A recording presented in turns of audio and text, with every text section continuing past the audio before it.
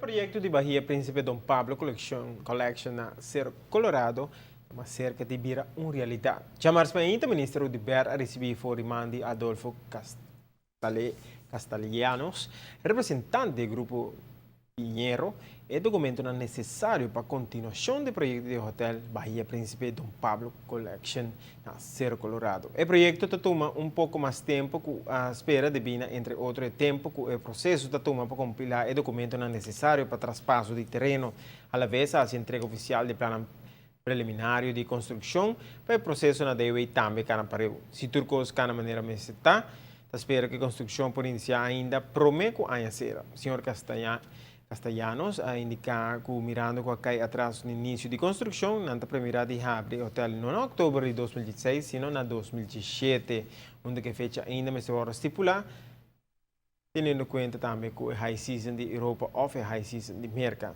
representante está enfatizar que o grupo Pinheiro não tem nenhum problema com o financiamento, que trata de um grupo que está iniciar e finalizar 2 para 3 hotéis do Caribe.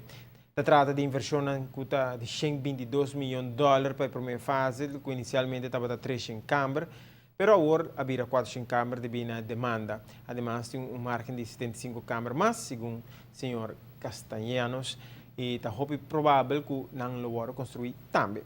Parte do documento aqui entregado ao Ministério de Berta a carta de intenção de operador de tour para começar a trabalhar com imediatamente. Se trata de contrato firmado em 6 lunas ou 1 ano, promete a abertura de hotel com começar com venda.